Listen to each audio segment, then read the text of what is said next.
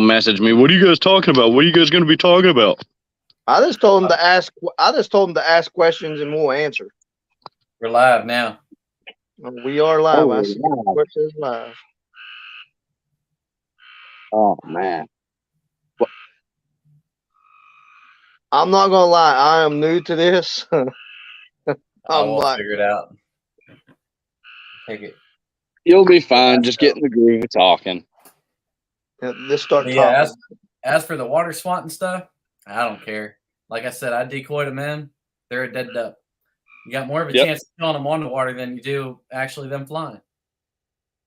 Yeah. Some of them ones we were watching where it was I think it was a 21-22 waterfowl season where y'all made that blind out in that flooded cornfield. Mm-hmm. Brad was going, he's like, dude, why is he not shooting those things? I was like, I don't know. He's just waiting on them, I guess. And then when they hit the water, he's like, dude, he is the king of water swat. He is my new idol. Yeah, it sounded like World War III out there. That was opening day up there in Dover. So, dude, we got to get up there. Yeah, I watched that one video of you and Cheatham, and I could hear all the background shots. I was like, Jesus, it sounds like Kawasi is what it sounds like on opening teal season. Mm-hmm. Oh, you were to hear it over at Watts Bar. Oh yeah, dude, Watts Bar is crazy opening day of duck and goose. I like going where there's nobody else. So, well, that's me, and it's hard to find that around here. We know that you were with me that one day. There was nobody else. Where was that at?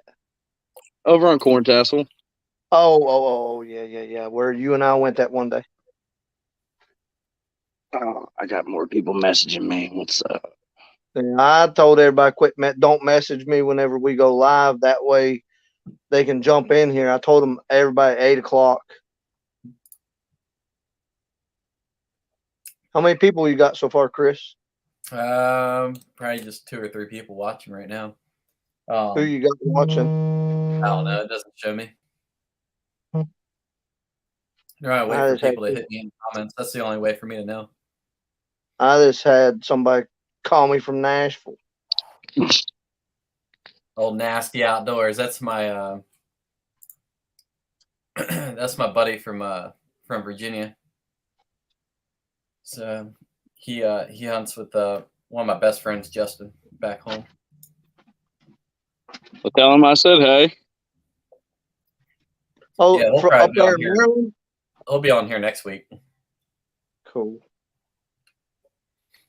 I think you're going to start getting quite a few people showing up because I know my phone's been blowing up all day. What time y'all going live? What time y'all going live? So how's y'all's typical season go out there in East Tennessee? Like people always in Middle Tennessee always say that there ain't no ducks here. It's absolutely a freaking struggle bus out here. I tell you what. Yeah. Like I grew up a mile, literally, you can ask Jason, I grew up a mile from a refuge, and every opening teal season, there's like 30 people in there and everybody's 100, 200 yards apart. And this refuge is only 500, 600 acres in the main hole. And then everybody's shooting. You hear pellets and everything flying over your heads. Everybody's calling and everybody's sounding terrible. You hear newbies on brand new goose calls that they don't know what they're doing going, hey, that sounds like me. And then whenever you hear geese coming over and stuff, and then you got somebody who can call a bit better.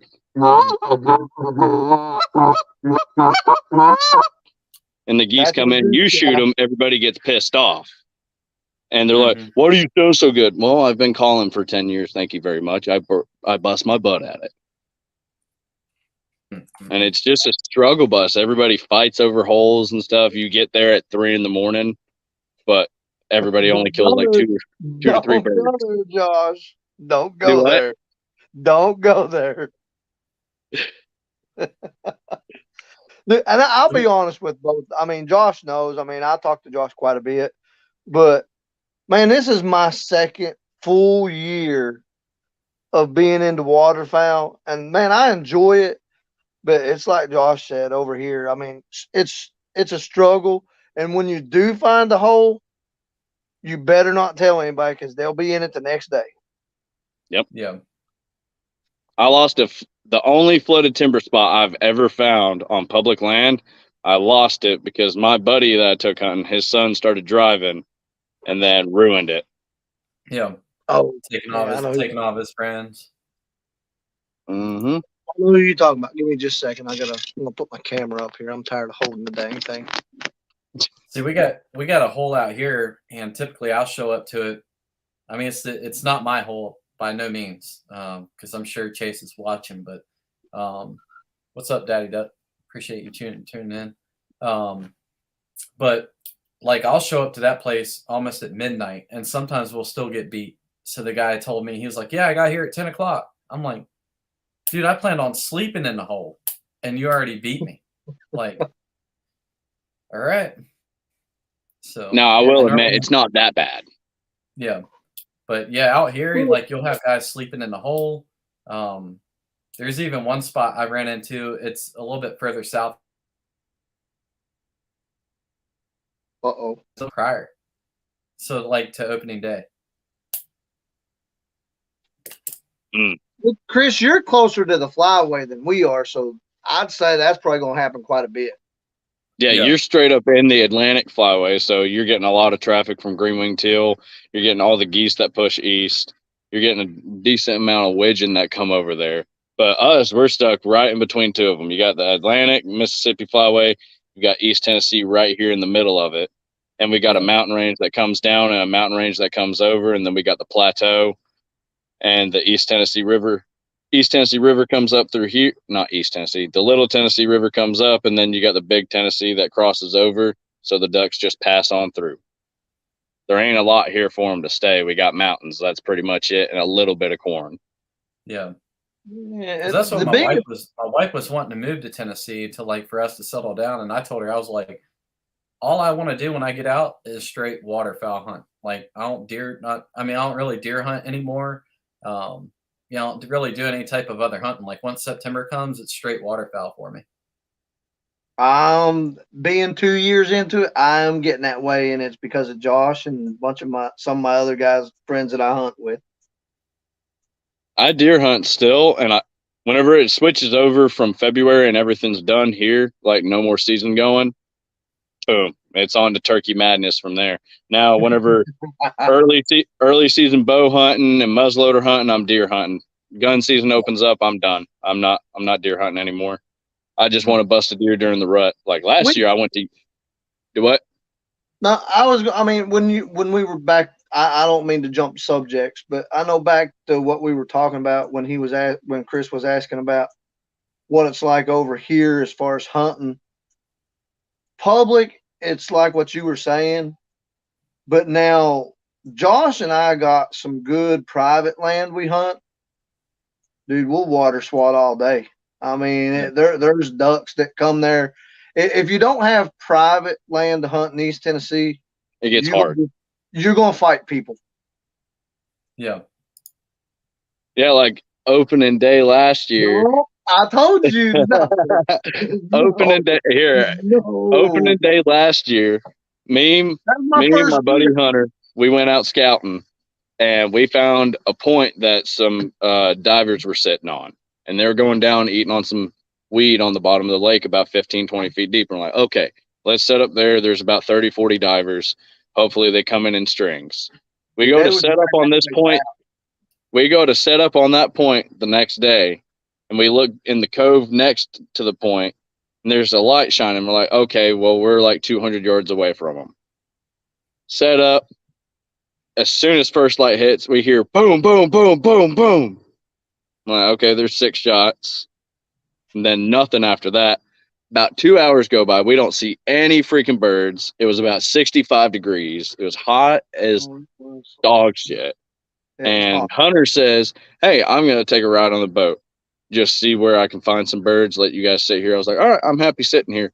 He goes around the bend, picks up a hooded merganser out of the water and looks over, and Numbnuts over there is standing there in a John boat trying to paddle.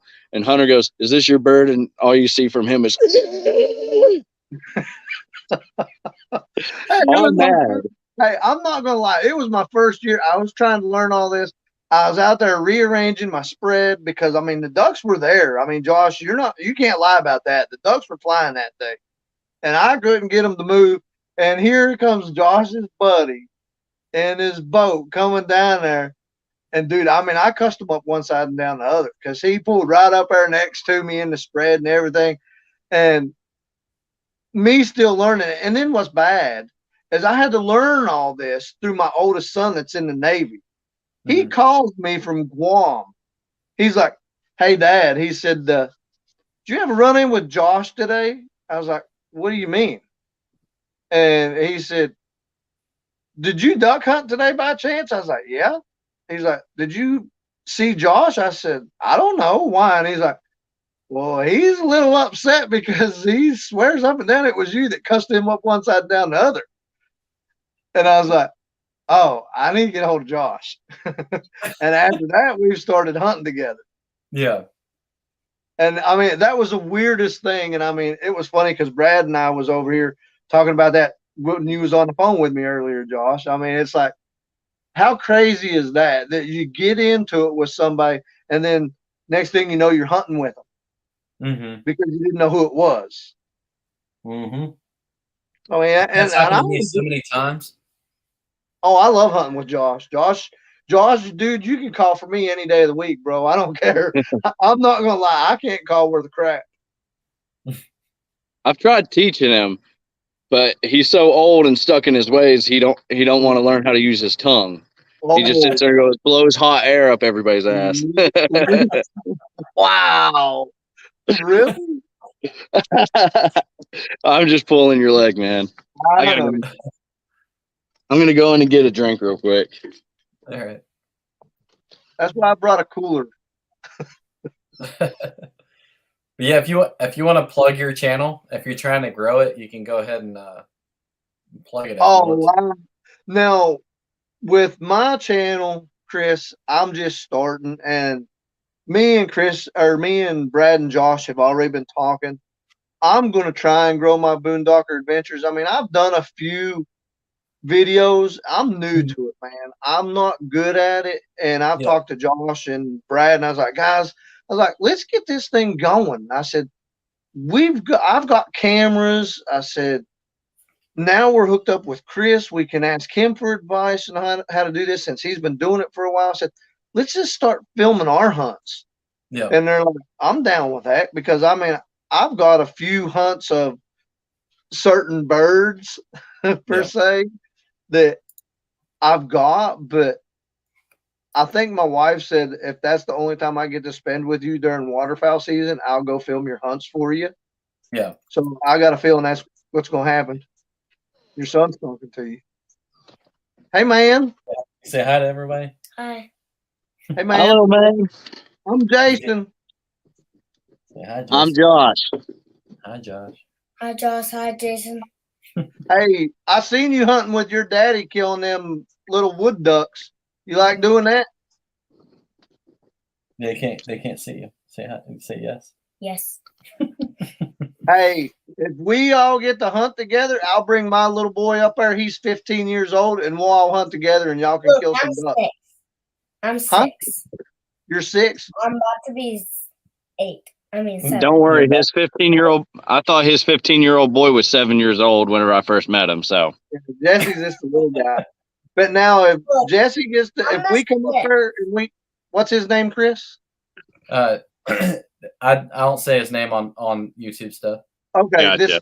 This text me later. Yep.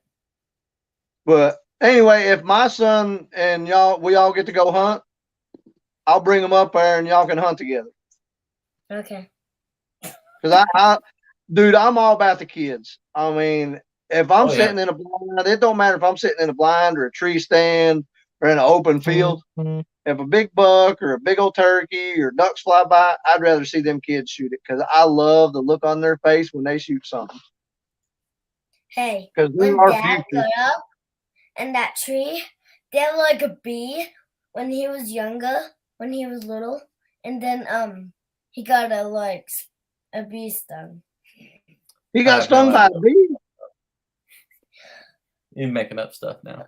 Remember that time when you talked about when you got like in that tree when you were like little? Yeah, that was a long time ago. Yeah. He's crazy. You got up in that tree and then you got. Hey, and I've got my other little nephew. He's 6 years old. He likes to duck hunt too, and he's got his own waders. So if he can go with us, I'll bring him up there too, and we'll all go duck hunting and let you kids have some fun. Yeah, and also I kind of have waders, but I used to have them. He's got a pair of waders. He's just scared to put them on. Hey, did you help Dad with the boat? No. No, you said that's all you, Dad. It's just Dad. He needs a lot of work for that boat. Mm-hmm. Oh, believe me, I work a lot on my boat too. Where'd Josh go? Oh, let's see if I can add him back here. There we go. Yeah, add me back. Add me back. I saw you drop out, but I didn't see you come back in. Yeah, I went to hit X on leaving the comment section, and I accidentally closed the website. That's normal. Josh doesn't drop out. But to who is it? Daddy Duck 365. He commented, "Who made your lanyard?" And that's top. Yeah, it's top-notch paracord out of Canada, and I absolutely love this lanyard. Yeah, I got to hear about that lanyard. All the drops. All the drops come off super easy. He just waxes in the paracord right there, and then he puts his own little band on it, so it looks like you have a little extra bling. But this one's a band I killed. But I just told him, I said, "Hey, I want something that was color palette of a speckled belly goose." So this is what he came up with. The drops being the feet, orange feet on it, then the speckled belly, and then the brown belly. Well, brown rest of the bird, and I love it. See, I make lanyards, but ain't nothing that elaborate. I was just gonna say, don't you make lanyards too, Chris? Yeah, but they're like super simple, like for basic stuff. It's nothing elaborate like that. Yeah, I took an attempt to actually making one like this. Now I can't get that kind of braid that he did there, but I could do the DNA and the King Cobra braid. And where I was doing it, I did it good. I made it. I was so proud of myself. I was like, I finished it. Couldn't squeeze it over my head. I made it too dang tight. And I was like, well, I'm not restarting this again. Messaged him, and I think this was $75, $80, and I think it was $90 after shipping and handling. And I'm happy with it. And I know how much paracord is. This is a bunch of paracord. This is like 300-400 feet. So that's $40, $50 right there. Yeah. Yeah, because I only saw mine for like 40 for a combo. So it's like the lanyard and the tote. And I sell it for 40, and I don't charge people shipping. But so I probably only make like $5 off of it, maybe, Yeah. So because I'm paying for shipping, out of the $40, so that brings it down to probably like $30. Because 9 times out of 10, it costs me about $8 to send it. Question: you guys are more experienced than me. Is it worth having one of them duck totes around? Can I not just carry them by the feet and throw them in my dang jet sled? I mean, no, it's nice having them on a tote.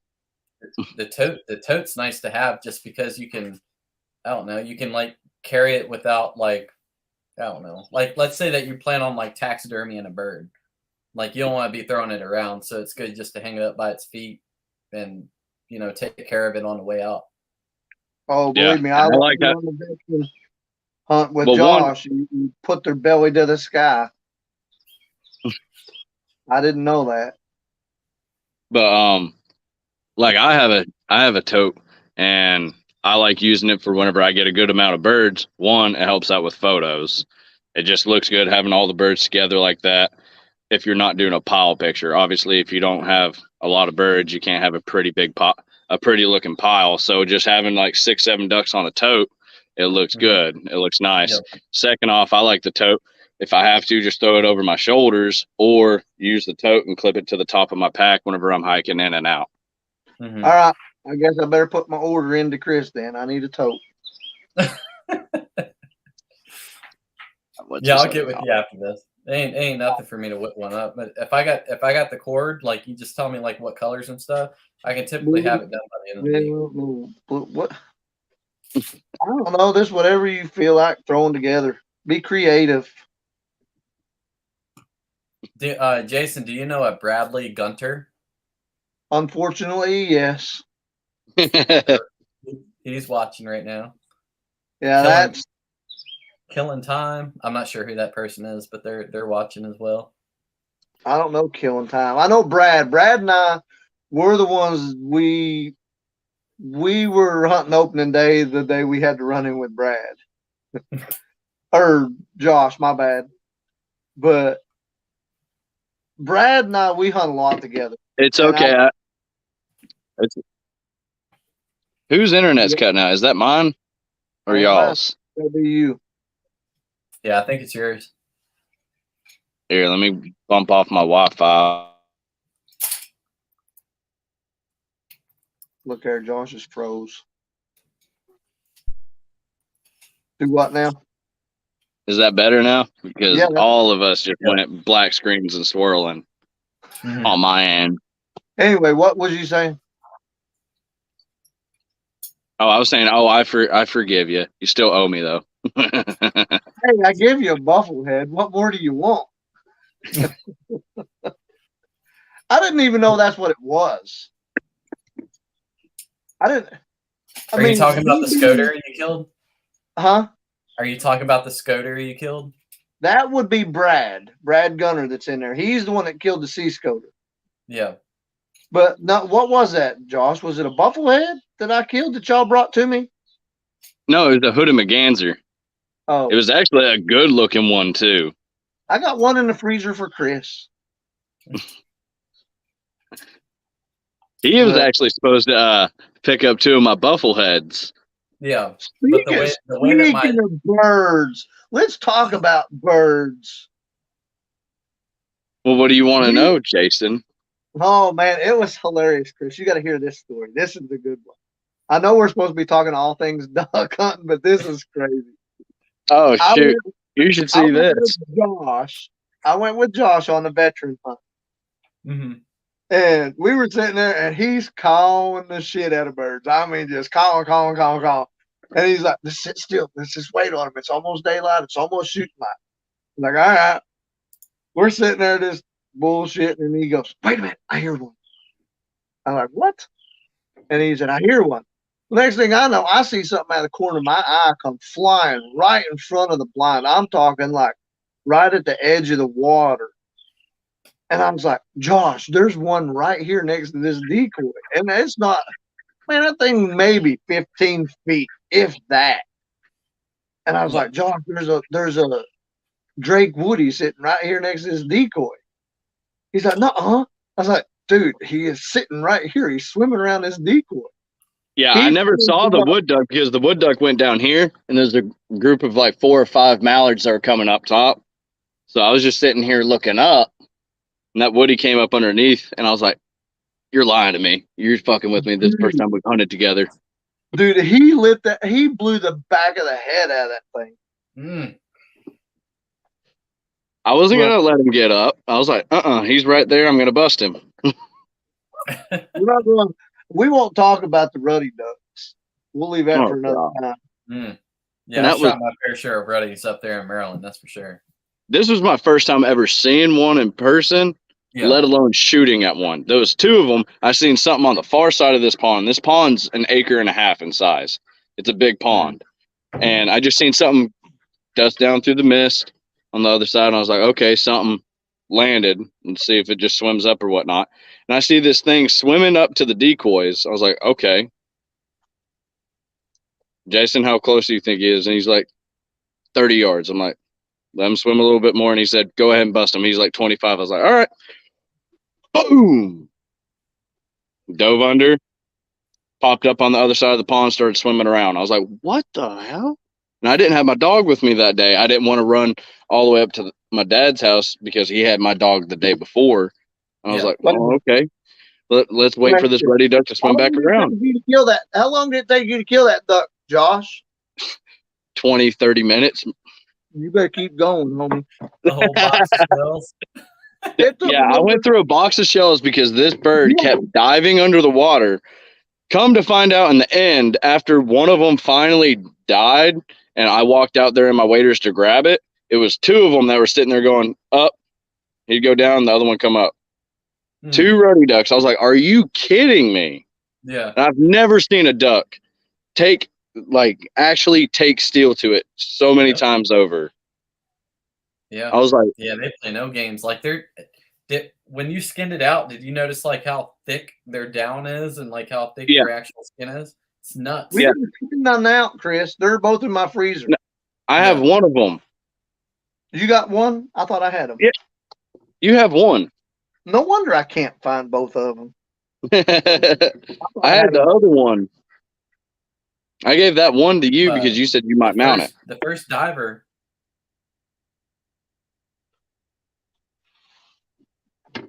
Oh, did Chris lock up? I think so. There we are. Oh, there we go. There we are. But the first dive I ever shot was a bufflehead, and that thing cost me a whole box of shells, and I paddled over probably about 2.5 miles. So, because I shot him out there on the Chesapeake Bay. Josh, that's what you do. Who was it that ain't never killed a merganser? Somebody I went hunting with said that they've never killed a merganser, a hoodie. Was it you, Josh? No, dude, I've killed hundreds. I thought you were going to say me because I've.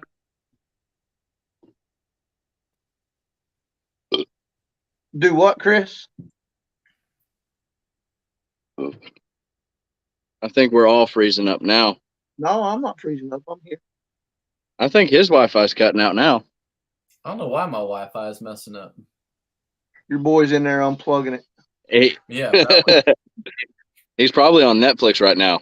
Or he's got a PlayStation on or something, because I know whenever I turn my PlayStation on, nobody else can. Him and my wife. Oh, God. One was watching Hulu and he's playing video games. Yeah. No. More like he's watching, what's that show that kids love, Coco Melon or whatever, and then she's playing Candy Crush on the couch. Anyway, go ahead, Chris, man. It's all you, buddy. So what do you want to talk about? So far as the blind draw system out there in East Tennessee, how did that work out for y'all this season? Say that one more time. I wasn't listening. I was reading the comments. How do you read the comments? Y'all got to fill me in on this stuff. So hit chat, and then chat will show two things at the top. One says private and one says comments. Click comments, and then you can read what everybody's commenting. Who's that? Oh. Yeah, Daddy Duck, he's out of South Carolina. He's been talking a lot. He's one of my good buddies. I've done a lot of lives and stuff with him. So I talk to him all the time. He cooks hoodies just like you cook a carp. You need a ton of garlic. Mm-hmm. Yeah, he's a good dude. So I definitely go check out his channel too. So he makes some good videos. Is it Daddy Duck on YouTube? Yeah, Daddy Duck 365. His name's Matt. I'll check. All right, back to what you said, Chris. What was the question you asked? The blind draw system out in East Tennessee. How did it affect you?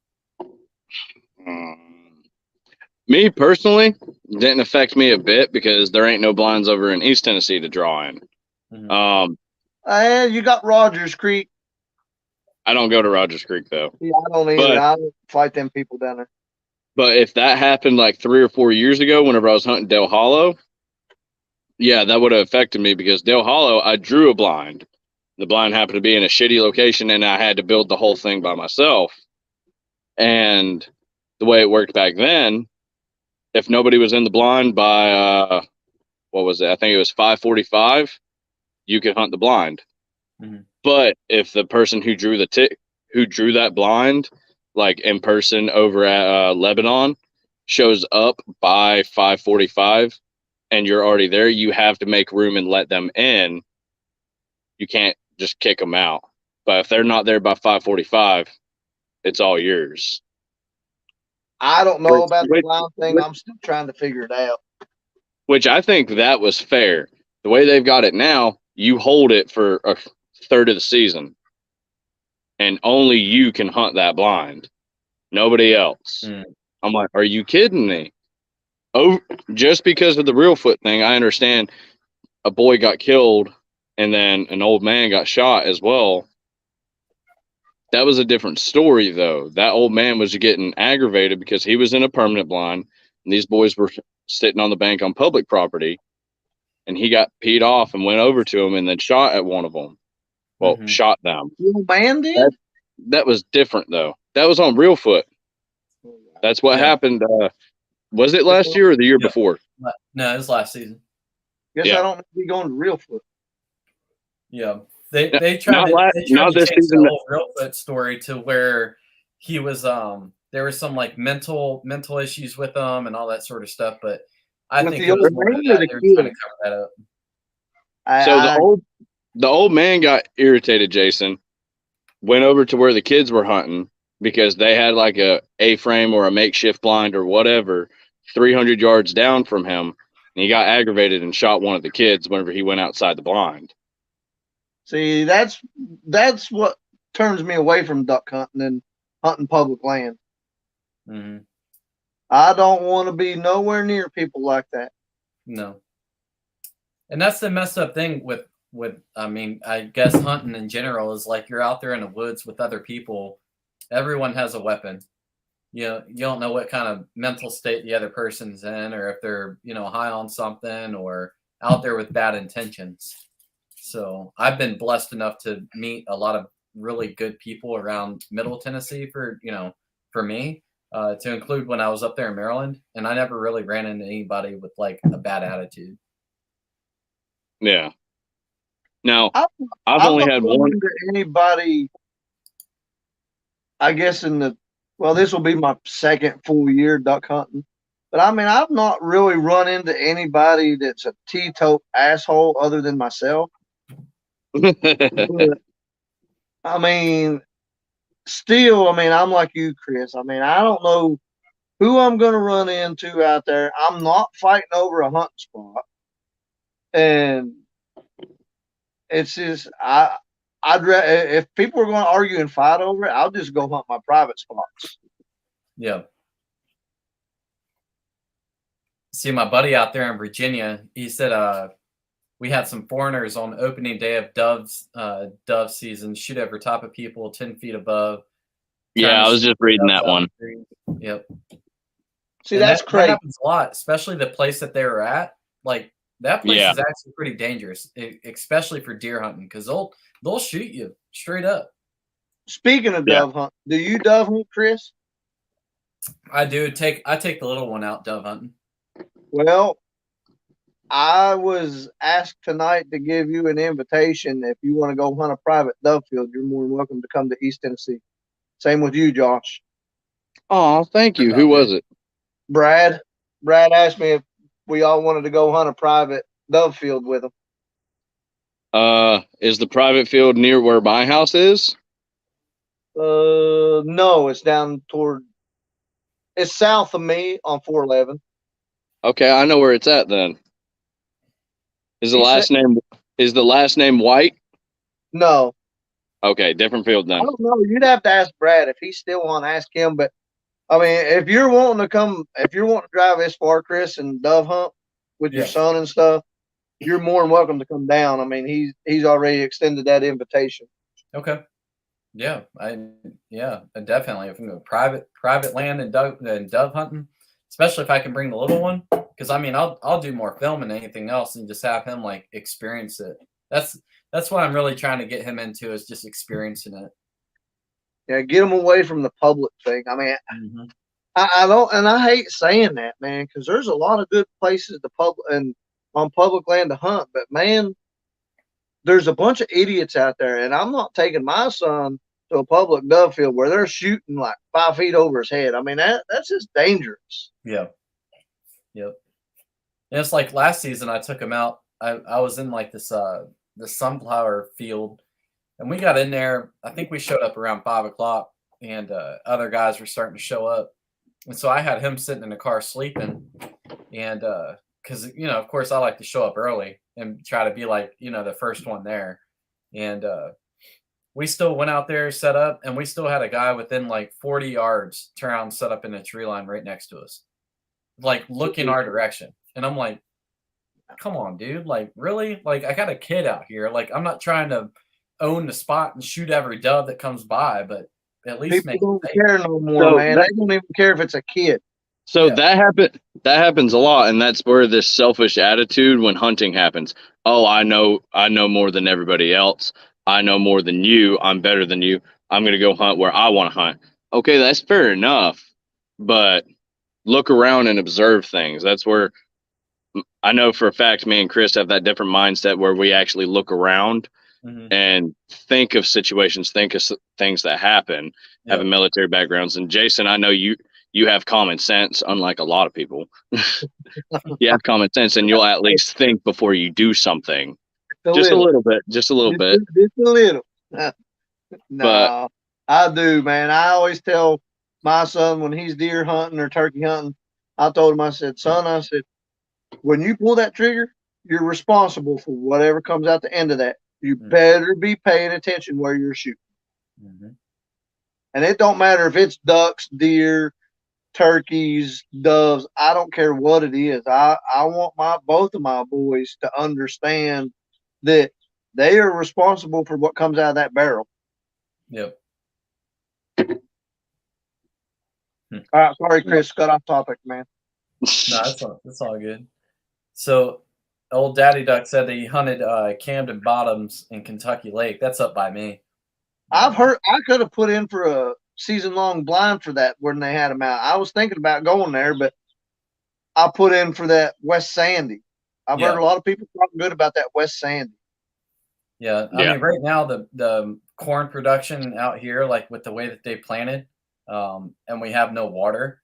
That's like the big thing everybody's complaining about is that, oh, well, TWRA hasn't planted yet. It's like, well, yeah, it's been 110 degrees out here. Like, of course, nothing's gonna grow, So yeah, they're gonna wait. So now, luckily for us here in East Tennessee, we've had a lot of rain. We have, and it'd be hot. Like, the saying, knee high by the 4th of July. Well, we were seeing corn that was chest high by the 4th of July, and I was like, oof. Hey, that private field I was telling you about tonight, Josh, where we can take Chris on over duck hunt and stuff and possibly dove hunt. His corn is taller than you right now. Yeah. What are you grinning about? Jeff's boy, Bray, he just commented on it. Oh, Bray's on there? Yep. Yeah. Bray Summary. Oh, cool. No, Summy, not Summary. My bad. Sorry. You guys ready for early season duck season? Ready for early duck season is what he meant. Hell no, bro. We ain't ready. That's why we're on here. Bray. I'll be honest. I'm ready. I got the boat almost completely done. I got. Did you get that Predator motor souped up? Not yet. Not yet. As long as I get at least 10 miles an hour out of that thing, I'll be completely happy. But I got all my decoys ready, my gun cleaned. I got my shells in the other day. I'll be good to go. Dude, I shot some clays the other day, and I hope Brad's still on here. He hit 2 out of 11, and I hit 10 out of 11. I did pretty good. I told him, I was like, looks like the old man's going to be shooting some ducks this year. Well, I tell you what, I'm ready. My gun ain't been cleaned. It's covered in rust, and all the decoys got mud on them. I'm ready for sure. Oh, hey, Chris, if you get to hunt with Josh, you're going to probably want to let him borrow a gun. Because when you look at his gun, you're going to be like, how the hell does that thing shoot? It kills ducks, though. Dude, the first time I see Josh's gun, I was like, dude, you need to borrow a gun? And he's like, no, man, I'm good. This thing's been shooting for years. And then he watched me bust a goose at 80 yards. Yeah, and then chase it down and shoot it 4 more times. That's crazy. Man, that's cool. Bray's on here. Is Jeff on here with him? I don't know. I know I messaged, not messaged, but put it on my Snapchat, and Bray commented on my Snapchat earlier. What are you guys talking about? Everything about ducks. Everything. Hey, now I tell you, if we could get Bray out there with Chris in that Dover hole, he'd love that. Yeah. Dude, Yeah, I mean, even if Chris invited a bunch of kids out there on a hunt in that Dover hole, I would go just to film it, just to watch the kids. Mm-hmm. Yeah, that duck hunt, it was like constant. I mean, they were just dumping in the entire time, just dump. And I looked over. I got a buddy that hunts with me. His name is Josh as well. Josh Greer. He's sometimes in the comments, but he was sitting there, and I was just like in awe, just like I've never seen this many ducks before in my life. But like I get talking to other guys around here on Instagram, and they're like, "Ain't no ducks here. You know, this is the shittiest season we've had." Blah blah blah. And I'm like, I've already killed like almost 50 ducks this season, and we're only halfway through. I've had people say that to me. They're like, "Man, there ain't the ducks here that's ever been here, that's used to been here." And Josh said the same thing to me. I was like, "Dude, I'm finding them." Yeah. I said, "I don't know where in the hell y'all were hunting, but I'm finding ducks. I'm finding McGann, black duck." So for me, previous seasons, I haven't killed as many ducks as I have this last season. But this last season, I hunted 52 days out of the 60-day season. 52. So I was hunting every chance I got, whether it be an hour, 2 hours in the afternoon, or an hour in the morning. I was hunting. And you can ask Jason. I'd be working at Sloan's in the deli at 8 o'clock, and I'd be sitting out on a pond at 6 in the morning. All right, hurry up. I got like 45 minutes before I got to go shower and get changed for work. And I'd kill 2 mallards. You don't know how many times I've heard that. It's like, "Hey, man, you hunting today?" "Yeah, I've got 10 minutes and I got to get to work." Like, what the hell, dude? Yeah. Try to catch that morning flight. Yeah. Anyway, as far as blind, I mean, it's back to what Chris was saying as far as blinds. I don't know. I know you got Rogers Creek. Does Yellow Creek have blinds over here? Yeah, I think so. I'd have to message my buddy Tim because he's hunted Yellow Creek before. There's a handful of blinds that you can put in for over here, but most of them you got to build. Yeah. And half the time they don't even have water in them. I got one of my buddies. His name's Gary Taylor. He drew down there at Rogers Creek. He went down there 2 days before to scout it. There wasn't a drop of water in it. It's like, dude, how do you put in on a draw hunt and you go to somewhere and there's no water? Yeah. I mean, that's crazy. And it's like, man, it makes me not want to put in for these hunts. Yeah. It's like, why waste my time on them if there's not going to be no water? Mm-hmm. So that's what was nice about the draws before, because me, my dad, Jeff, Bray, and then like several of our other buddies, we'd go out to Lebanon every freaking year. We did it for like 4 years in a row, and then we got tired of it. 4 years in a row, go out to the draw hunts. We'd go out early before the draw hunts, and we'd pick up one of the packets and be like, all right, this is where the locations are. Drive over to the area, go look at it, and be like, okay, there's corn, there's millet, there's fallow grass, which fallow is just a mix of everything. And then we're like, okay, cool. We know what blinds we want to put in for if we get drawn. And 1 year I got drawn. No, Jeff got drawn. Then I got drawn, and we picked number 2 blind, whatever blind it was, not number 2. And then the way it went is you would draw the blind, and you got 4 or 5 buddies. I think it was 4 buddies that put their name down on it. As soon as they put their name down, if they get drawn, they're kicked out. And then our buddy Curly, he got drawn right as he wrote his name down. He's like, shit. Are those the day blinds you're talking about, Josh? No, that was season down, and then they draw right then. Yeah. Not day hunts. That was season long blinds. But as I explained before, the rule was if they weren't there by 5:45, it was either 5:45 or 6:45. If they weren't there by either of those times, they can't hunt, or you have to make room for them. But if they were there before you can't hunt. In my front yard. I got us a duck dog in my front yard. I don't know whose it is, but we'll use it to hunt with. But now on the flip side of that coin, Chris, you go to Watts Bar over there at a place called Fushi Pass, right there at the blind. Dude, I can take you to, God, how many, Josh? 20, 30 damn public blinds? Yeah. And I'm talking, I mean, and that place, it sounds 5 times worse than what it sounded like at that Dover hole on your 21, 22 waterfowl hunt that morning. I mean, it sounds worse at Watts Bar. Yeah. I mean, Watts Bar, for some reason, that's where everybody wants to waterfowl. I mean, you'll go over there opening day a duck, and it sounds like a war zone. But then you go to the boat ramp and you see, oh, we got 1 duck. Oh, we got 2 ducks. Oh, we got 3 ducks. Oh, we got 1 duck. And it's like, then what were you guys shooting at? Shooting coots. 6 boxes of 12s, and they come back with 2 ducks. It's like, damn, that ain't even worth my time. I mean, and that's where, like, a guy like me, where I bounce around state to state, getting stationed in, different places. Like, I try to judge that, and I'm like, all right, well, there's a lot of traffic that goes here to this WMA. So if a lot of the locals are going there, then obviously they must see something. But then seeing, like, the product that comes out of it, sitting at the boat ramp and, talking to guys, when they're packing up and stuff, and they say that they only got 1 or 2, it's like, well, all that shooting this morning, you only got 1 or 2. It's either you're a bad shot or y'all were just out sky busting. Yeah. Yeah, see, my boy's bad for sky busting. He thinks he can hit a goose 100 yards away. It's like, damn, boy, let him come to you. Now, that was another thing.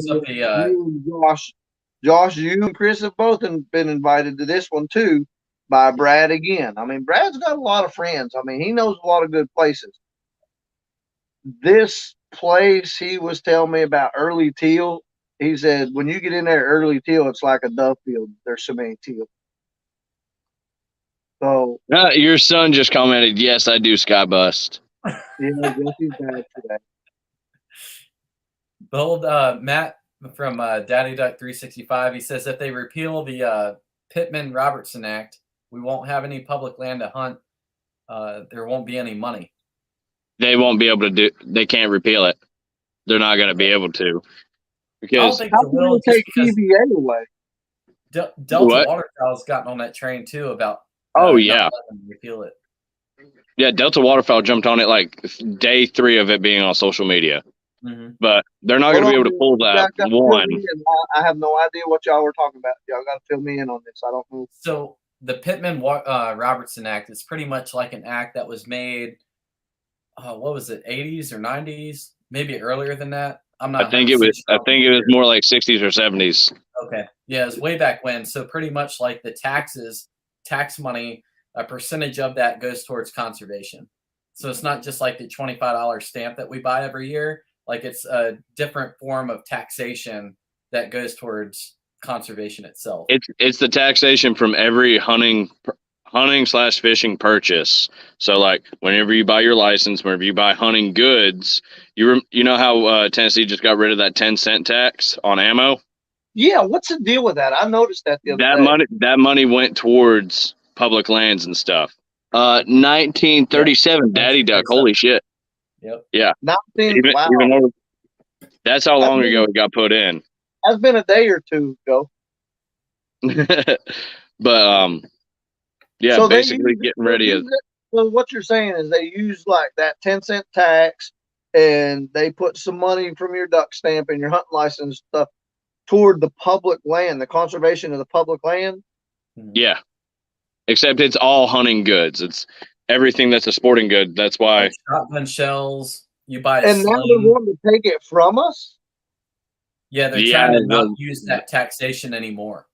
They're trying to help. Chris, they're trying to help with inflation. Trying to get that diesel from $4.50 to $4.90. Well, I'm sorry, Chris. Like I said, I don't know if you heard me, but if you get in trouble for this, I'm sorry, but that's bullshit. Yeah, it is. But I mean, I think there's been so much of a YouTube and social media like upflare about it. I think it's probably hit the right channels, like per se Delta Waterfowl. Like whenever typically they jump on something, normally it it happens. Well, are they like, trying to make it to where nobody good. wants to hunt? Are they trying to take everybody's hunting? I mean, it's just the money that goes towards it. So it's a money racket to where they're trying to get rid of it to where nobody can hunt it. Is that what you're saying? No, what it is, they're trying to use that money. They think it's a waste of that money, which is. So it's a waste of money, and they're wanting to put it somewhere else instead of into the public land for people to hunt. Yes, they're trying to put the money somewhere else because the left side doesn't understand that that money goes towards public land so that people can use their Second Amendment right to bear arms, which is dangerous to them. By bear arms, I mean be able to pursue wildlife, which is not a right, which technically that can be taken away from us at any point. But they're trying to take away the fact because they left side has so many opinions on it. It's cruelty to animals. It's abuse of power.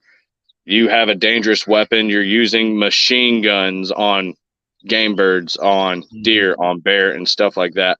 They see it as animal cruelty. So they want to take that money away and put it towards sexual education of the 29 different sexes and stuff. Yeah. Yep. Which is pretty absurd. Bradley Gunter is saying, how many decoys do you think it's necessary to make a spread? All of them. I know where Brad's asking that because he was in the basement earlier, and I was like, dude, do we have enough decoys? I know why he's asking that. You want to know how many decoys, honestly, to use? If you see 30 ducks on a pond, use 10 to 15.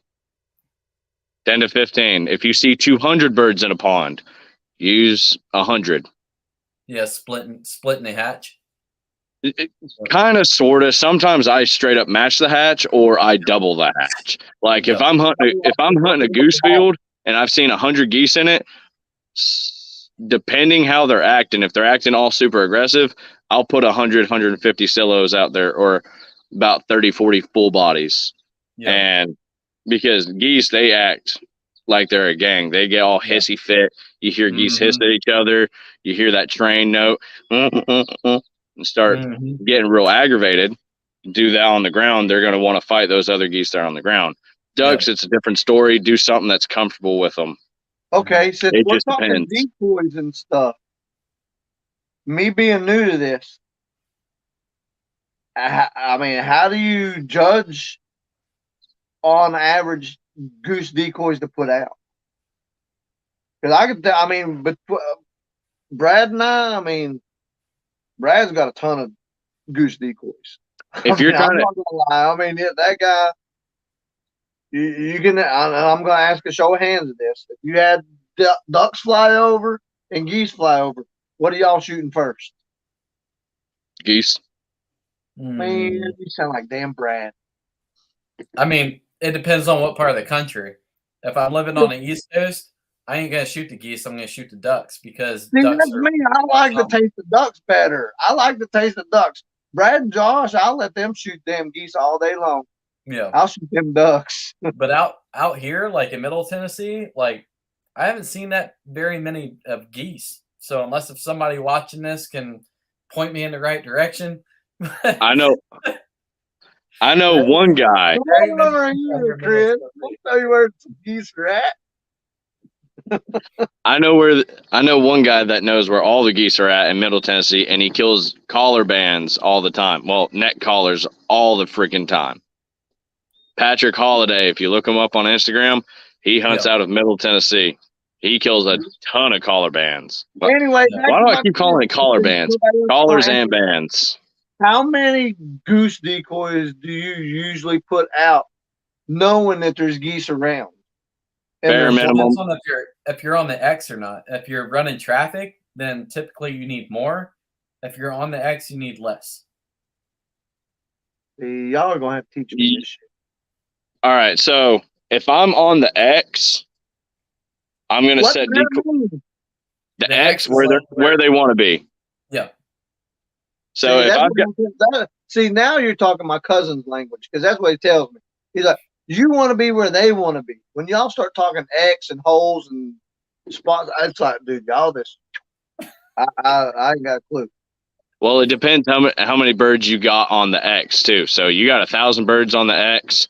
You don't want to put 1,000 because they know, hey, we've got so many geese that are in the area, and sometimes that freaks the first bunch out. The first bunch knows they're going to be the first bunch every time, and they see 1,000 decoys there. They'll be like, "Oh, there's no way we're late to the party. We start the party."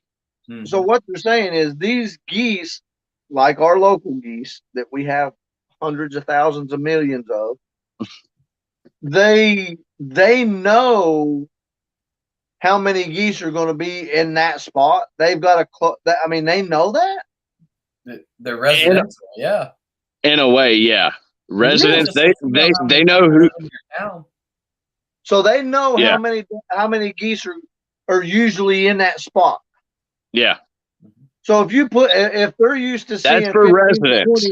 If they're used to seeing 15 to 20 geese in a field, and you put out 200, they're going to keep going because they're like, hey, that's not what's usually there. Yeah. Yeah, that'll freak them out. That's too many Allens and Georges down there.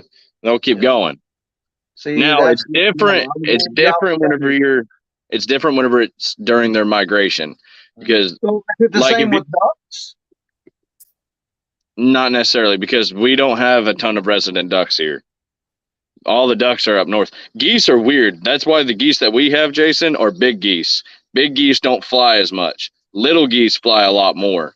Yeah, these geese we got, they're big old geese. Like the 24-pound goose I killed last year. Yeah, they taste like bread and corn because everybody at the parks feed them. But no, I didn't know that. So see, I'm glad y'all were telling me that, because that sort of answers Brad's question too. Yeah. About how many do you put out? Because see, I didn't know that. I didn't know that geese, when they fly through a field, like say over there next to your house, Josh, where you and I've seen them. Yeah. So you're telling me them geese know how many are in that spot on an average every day? Yes and no. It depends. So if let's say we've got a week, and every day there's 30 geese hitting that same field. Yeah. Just 30, the same 30 that hit it. They know who's there, which is their group. That 30 is probably coming in all together. So if another 50 and if you show up, fly over and they see that 30, well, they'd be like, hey, that's that normal group. Let's go hang with them. Yeah. But really? if you show up and put 100 decoys there, that 30 that shows up normally will be like, that's not right. So taking an example of this, it's no different than like you going out to dinner. You typically know, all right, so I show up to like Outback at 5:30 in the afternoon or in the evening, and you show up and you normally know like how many cars are typically going to be sitting there, so that way you know your waiting time. But you show up in the parking lot's completely packed full. You're like, all right, I'm going to pass up Outback. I'm going to go to a different restaurant. And see, I've done that shit. Mm-hmm. And geese do the same thing. Yep. Yeah. Residential geese. No damn wonder I can't kill that many. Yeah. Sometimes if you're on the X, I've even hunted a place out in Virginia. If you're on the X, where they're dumping in. It doesn't matter what time of day. Like sometimes you only need like half a dozen decoys for geese, for residentials, if they're constantly dumping in there all day. Yeah, I did that opening day. There was about 30 to 40 geese over by my house and I put out about 60 silos. So if you think about it, whenever geese fly around, they're not seeing every single decoy. They're seeing about half of that, if not a quarter of it. So, and when the geese went to come over, there was 200 plus geese that came over, and I was like, I didn't put out enough, or I was not expecting 200 geese to come over, because the entire park ended up all coming over the same area, and they saw the decoys and they're like, nope, didn't want anything of it, gained some altitude and kept going back to the park. That's why Jesse had such good luck last year, opening day in the rain, because I only put like 10 or 12 decoys out in that cornfield where I told you that farm that Jesse killed his limit in one volley. He killed his 5 geese like that, and old Dad was sitting there still trying to kill them. Yeah. But see, that makes a lot of sense now. I did not know that. But it's like Matt, Josh dropped off. Matt from Daddy Duck 365 says basically ducks and geese are if they're residence birds, they know where they're going and what's around them. Migrators are different. Yeah, so they know what party's happening at what time. They know who's going to be there. Now, that's not to say that you can't put what about migrators? Do they just fly in and you got your decoys out and they say, "Oh shit, there's a bunch of birds. Let's go hang out with them."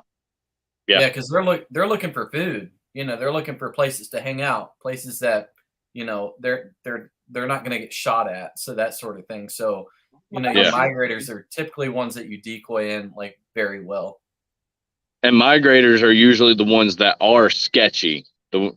You hear people saying, "Oh, I've had mallards do 6 to 8 passes." They're going to check it out first, because after you just flown 200 miles or you just drove 200 miles, you're going to look around that gas station before you get out of your car, and you're in a different area. They're going to look around.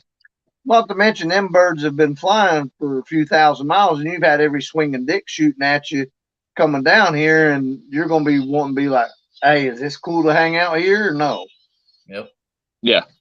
Your son says I'm good at hitting geese, not ducks. This is more educational for me, because see, I'm learning from both sides of it, because I'm still learning. I appreciate it. I really do. I mean, whether y'all realize it or not, I mean, I'm learning. I didn't know that about geese. Yeah, they got the brain the size of a pinky nail, but they learn a lot of different stuff. Because you can learn, dude. We've put over there in Vonore, for instance, Josh. You know where I'm talking about. Yeah. Brad and I put out, dude, I'd say close to 100 decoys. I'm talking silhouettes, floaters, Bigfoots, every damn thing. Because Brad, he's a goose fanatic. I mean, he sees them, he has nightmares of geese. And them geese would not come nowhere near us. They flew completely around us. Would not. I mean, we watched them. I mean, they come. I'd say they come within 60, 70 yards, and it's like, what the hell is going on with these birds? Why are they not coming in? And we were hunting with a couple other guys that we met at the boat dock, and we didn't know what was going on. So now, what you guys are saying, less is better sometimes. Yep. Yeah. Same way with calling. So calling ducks and calling sometimes less is better. Yeah, sometimes. There you go. That's it. My ducks are cracking down. You do that just to aggravate me, I swear. You don't need to be like slamming on the call all the time. I mean, unless if they like it. If they like it, then continue doing it. But you just have to judge it on, how they turn and that sort of thing. For me, the only time I have had to go blue in the face calling was during October, whenever I was goose hunting, and we had some geese coming in low over the decoys, and they bailed at the last second. Don't know why, couldn't figure it out. They bailed at the last second, and I said, bust them. Shot. Me, my buddy Hunter, and my cousin Sutton, we dropped 2 geese out of it, and everybody, after you shoot geese, everybody at least tries to call back at them a couple times. Yeah. And they actually turned, and there was like 100 geese, and I was like, oh. And I stopped calling. They wearied back out. And as soon as I hit them on the call again, they started coming back around. I said, Hunter Sutton's just call. Don't stop calling. And they're like, why? I said, they like it. And literally,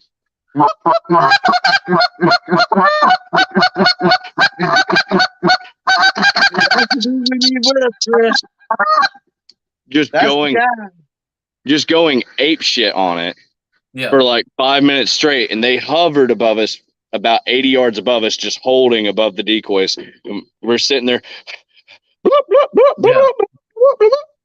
And they came down, and then we dropped 5 more, and they finally took off. And I couldn't believe it. I was like, they actually came back. That normally never happens unless it's a solo goose. But we were going berserk on it, and they loved it for some reason. I guess those ones were actual migrators, and they were just trying to find somewhere to roost and rest. And that day we put out. They could rest in my freezer. That day, because I knew we were trafficking, I put out. Whoa. What's trafficking? What does that mean? That means just catching them as they're flying over. So basically pass shooting. Yep. It's basically McDonald's advertising on the freeway. Hey, come over here real quick. Yep. That's it. And that day we put out 9 dozen honkers, and I put out a dozen snows just for visibility. Even though we don't get freaking snows, all the geese around the parks here see white ducks, and it's something that they could see. Yeah. Okay. Now knowing all this, what y'all were saying, I'm sure there's probably other people commenting too, but what you guys are saying is, so like in the early season, 90% of the birds we're going to be shooting at are resident birds. Not 90%, all of them. That's what it's for. That early season is to reduce resident numbers. Yeah, but man, I've talked to TWRA guys whenever I was checked at the boat dock. I got checked that one morning. You know about it, Josh, because I called you right after it happened. But I asked them flat out. I was like, okay. I said, I got a question. I said, with early goose and all these geese, do we really put a dent in the population to equal out the residents versus the migrators? And I was told absolutely not. No, we don't. There's not enough people in East Tennessee. Why not up the birds then? If we're not doing our job as hunters, and because early season we're what, 5? After that, 3? Yeah. So why not up the early season to kill more to where we can reduce that resident population? Because, all right, so if we got geese, so let's look at it this way. There's Kentucky here, Tennessee here, and then you've got Georgia, Alabama, Mississippi. We got geese staying here through the summer, having babies and everything. Let's say there's 5 geese here. We shoot all 5. There ain't going to be geese coming down for the winter if it gets cold enough here in Tennessee. So what you're saying, I see what you're saying now, is you want our residential geese, when it gets cold here, to migrate further south. Yeah. So the thing about it is, whenever it comes to waterfowl, it's not like deer season where Tennessee manages for deer their way and then Kentucky manages them for their way, because deer stay put generally. They stay put in their 500 square acres or their 15,000 square acres. Birds migrate. They move internationally. So not only do you have to worry about the birds that are in your state, you have to worry about the birds going to the next state, whether it's left, right, up, down. You have to be you can't be too.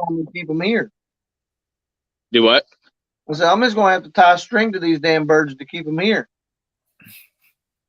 I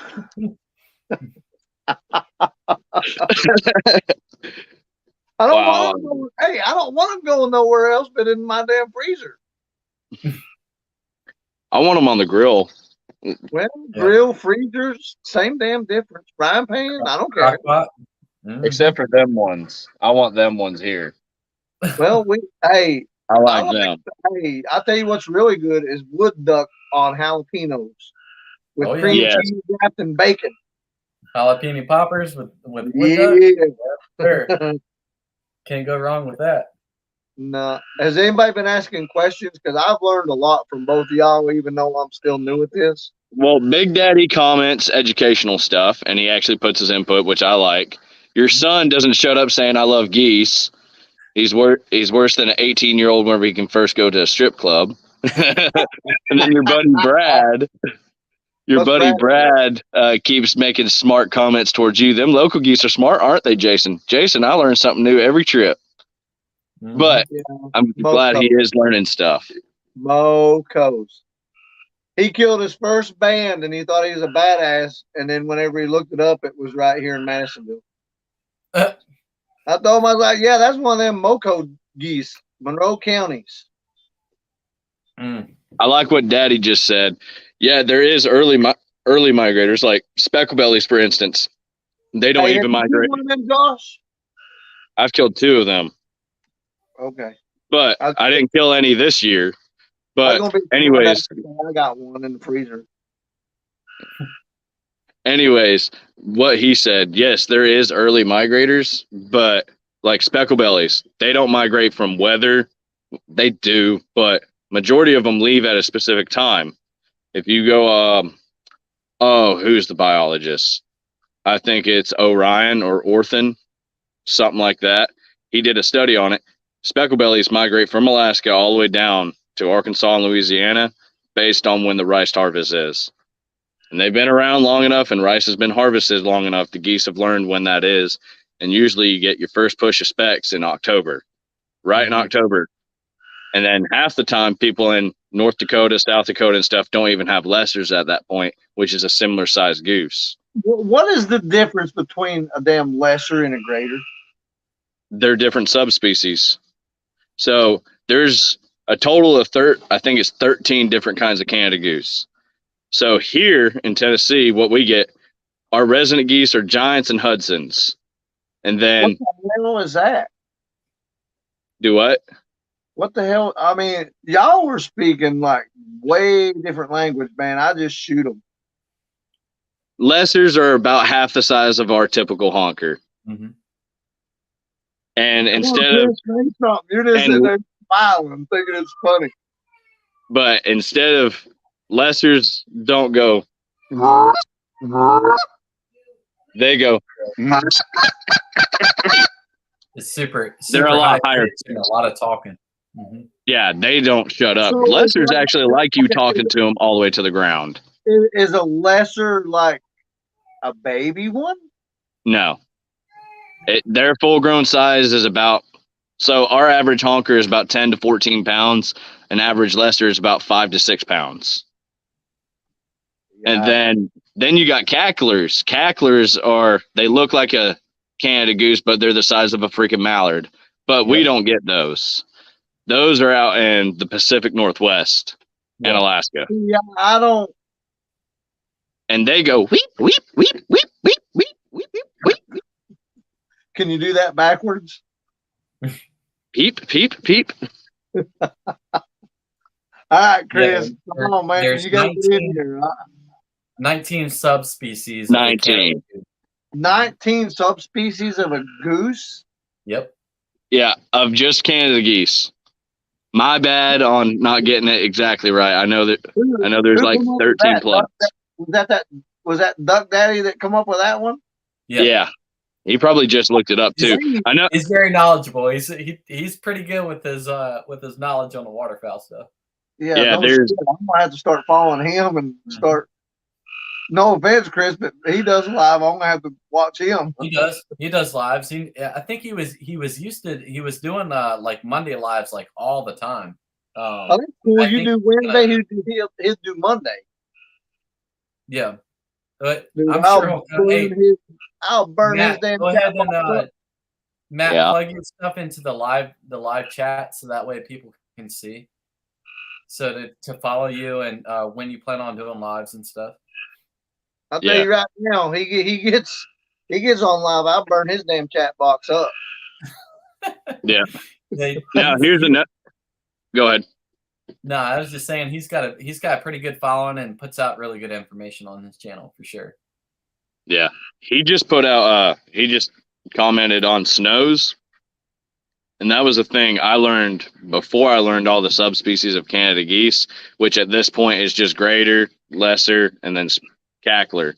But there's greater and lesser snow geese. Greater snow geese are a little bit bigger, and they specifically stay on the East Coast. Like you get them in New Jersey, Maryland, New York, and sometimes in North Carolina near base where I was at, you could actually get snow geese, but they're a lot bigger. And then you jump from the East Coast, go across all the way into, I don't know, what am I thinking of? Nebraska, well, the Great Plains, the Central Flyway, and then all the way into the Pacific Flyway. Then you get lesser snow geese. In the grand scheme to this, does it make two shits what you shoot? If it's different species, yes. No, I get. No. I get your limits and stuff. I understand the limits, but in the grand scheme of things, them damn things fly over me. They're hitting the ground. I mean, if it's goose season and and I know it's a goose, it's gonna hit the ground. I don't care if it's a lesser migrator, greater, bigger, smaller. I don't care. It's 9 times out of 10, it's all going to be tied in with the bag limit anyway. So it's just like, for example, like the teal versus like the mallard. So like the teal, you can't tell if it's female or male, so they just say teal. Versus like the mallard, they say like you're only allowed to kill like 1 hen and 2, Yeah, that's like woodies. What is it? 2 a day? Yeah. So they can't tie it down. So they just say like darker geese and light geese. Oh, hi, Jimmy. So that's how they break it up. I gotta turn some. Another thing Big Daddy said, blue phase. They've actually never seen. Scientists have said there's not been one documented case of a blue phase being in the greater snow goose region. Well, greater snow goose subspecies. Only in lesser snow geese, which I found was pretty cool. See, I killed a snow goose a few years. Well, actually, my first half year that I got into it, I killed a snow goose and didn't even know what the hell it was. Yeah. I was like, "What is this?" And I had to look it up, and I was like, "Oh, that's a snow goose." And then I got reading more, and I was like, "Damn, these things don't come around here." No, not that often. I've only seen. That's sort of like that speck I killed last year, and Josh goes, "There ain't no way in hell you killed a speck in East Tennessee." I was like, "Yeah, I did. It's in my damn freezer." Because I was the only person that I knew of that had killed a speck in East Tennessee, and I killed 2 of them in the same season. And the first one, Brad and I killed 2 of them, but he didn't get the mama. I give him the little one that wasn't colored up that good. I'm sure he's probably listening, and he'll probably chew my ass for it later. But I kept the good colored one so I could get it mounted. Mm-hmm. I'll do that to you, Josh. I've got her looking at me through the window right now, and she's like, "Get the cat off the flower bed." Oh, Lacey, Mama. Yeah, I told her to come out, and she's not coming out. She's like, "No." All right, Chris, let's get another subject. I'm trying to get up with these comments, people blowing it up. Cooper Conley Outdoors is asking, where'd you shoot the snow goose at? And say East Tennessee, and I've killed them in Middle Tennessee. I killed mine in East Tennessee, south of Knoxville. That's all I'm gonna say. Mm-hmm. I wouldn't even say that, dude. Josh, what? All right, so Josh, what do you think about the hybrid black duck I killed last season? Who killed him? I don't know. Who killed that? Bray. Oh, Bray did. Oh, Bray did. Did Bray kill black duck? He killed a hybrid black duck. Dude, I've killed more black ducks than mallards. Bray. Yeah. He's a kid too, Chris. And then he's getting close to being an upper teenager. But anyways, what did you say, man? Matt from Daddy Duck 365 says he killed specks in North Carolina. So no, I killed specks here in East Tennessee. I only duck hunted one time whenever I was stationed in Camp Lejeune, and it was terrible. Only thing I saw was 2 hooded mergansers, and I was like, "Are you kidding me?" And the guy promised me there's like 300 birds in here. I was like, Okay, sure. I'll go with you. He didn't go 20. Yeah. Let's see. Hey, do y'all watch? I hate getting off subject real quick, Chris. Have you ever watched that guy, Rut Daniels? Rut Daniels. Yes. Oh, yeah. Yes. Rudd Daniels is funny. What do you guys think of him? He's funny as hell. I like. Okay, so he didn't go 20. But I like him. I like him because a lot of people can sit there and laugh, giggle, and have a fun time watching him while he's doing outdoor stuff, and it gets other people interested in outdoors. Granted, there's pros and cons to it. Yes, people need to get outdoors. No, I don't want that many people trying to take my hunting spots. Have you ever read up on that guy? Rut Daniels is a world-class archer. I wouldn't doubt it. That dude is big-time archery. And it's like, how did this crazy ass become a world-class archer? And he's married to Carrie Underwood. He is? Mm-hmm. Is he the hockey player? Yep, that's him. Who, Rut Daniels was a hockey player? Yep. Yeah, he was a professional hockey player. I don't know what team, but now he's. I'm gonna have to look this up in a minute. What are you doing, Jim? The guy has like the perfect life. Like all he does is hunt, fish, make funny videos. Like his life is like completely made. He's got millions. He really like. You want to know why he hunts and fishes so much? Then, because I remember watching an interview with Carrie Underwood and somebody else, and she said, "I don't eat meat because I love animals, but I agreed with my husband. We will eat meat that he hunts or fishes for." And that's why he hunts and fishes so much. I understand why now. Yep. That's crazy.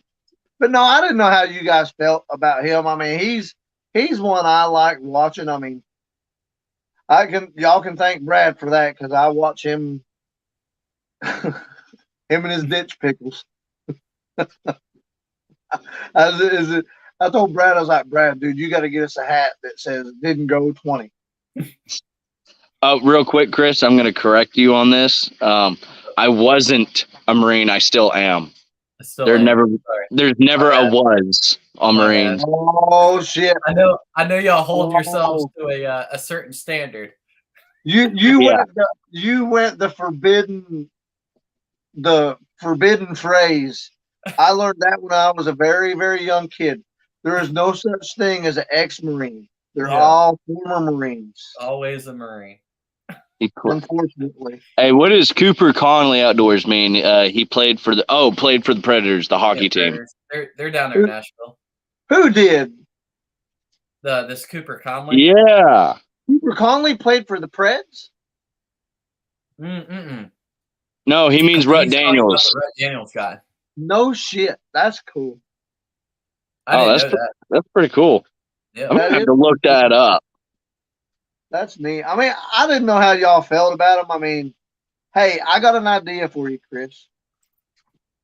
When we do these lives and you have different people on, we need to do giveaways.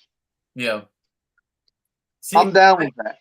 I started doing giveaway like videos and stuff and on Instagram, like doing like the stories, and I even got a video up on my channel of like a giveaway of like a tote and a lanyard. And it really doesn't take off. I know one that'll take off. I never tried it on the live before though. I know one that'll take off. Yeah. I got a guy that said he would be willing to donate his Winchester SX4 for a giveaway. Tell him to talk to me first. I'll trade him an AR. Well, he's probably on the chat right now. I can't give out my personal info right now, but get in touch with Jason and you need to talk to me then. No, I'm just messing. He ain't going to turn loose of that thing. He just got it. When I first seen that thing, I was like, you're really taking that thing duck hunting? He's like, yep. I was like, man. That's like a super Vinci. And this dove field I was telling you about that you both are invited to go hunt. God. That's where Benelli takes their field staff to hunt. Yeah. Oh shit. Yeah, I didn't know that. That was another place that. Sure. That was another place. That was another thing that Brad was telling me. He's like, this dove field that I'm extended the invitation for everybody to go. That us three can go hunt is Benelli actually takes their guys down there and they film, and that's where one of his buddies got a Super Vinci for next to nothing. Chris, you're quiet, buddy. Yeah, I'm responding back to these messages. I'm just typing. Mark responded back saying Carrie Underwood is married to his brother. Mike Fisher, okay. Yeah. Oh, to Rutt Daniels' brother? Yeah. And Jason, your son, is saying that he's asking how Josh's dogs are. What is? The Yorkies at my house. Oh my God! Really? He's asking how they were because the one time he came over, a car accident happened, and there was a crazy lady, and I said, "Okay, Jesse, go inside and sit down." And he's like, "Why?" I said, "There's stuff you don't need to see right now." But he fell in love with my sister's Yorkies, and we have 4 of them at the house. He wants to bring every one of them home. Oh, I would gladly let him if my sister would let it happen, but she won't. You know how quick that former Marine would be getting his ass whooped? Yeah. Oh, yeah. Nah. You want to join in, babe? I wouldn't do that, Josh. Okay. I love you, bro. And Josh, if you didn't catch already, Matt from Daddy Duck, he was a Marine too, so. Yeah. Yeah. I caught on. I could hear his sarcastic remarks through the text. Too much military. Hey, right now, our house cat is outside. He likes to roam around the yard. My 4 ducks are chasing him around the yard. I ain't gonna complain though, because I mean, it seems like I should have been Marine as much or military as much as is in my family. I don't know why Will decided to not go to the Marines and go to the Navy last minute. Because the Marine Corps wouldn't offer him what he wanted, and the Navy did. Well, it's called the Marine Corps. Well, that's what I tried to explain to him too. It's like, son, you're a Marine first. I was a recruiter for 3 years, and knowing how y'all did your contracts, nah, not for me. Hey, I actually picked my MOS and then regretted it later because I was informed that I just sit here and crank a wheel to aim the howitzer. I was like, oh, okay, cool.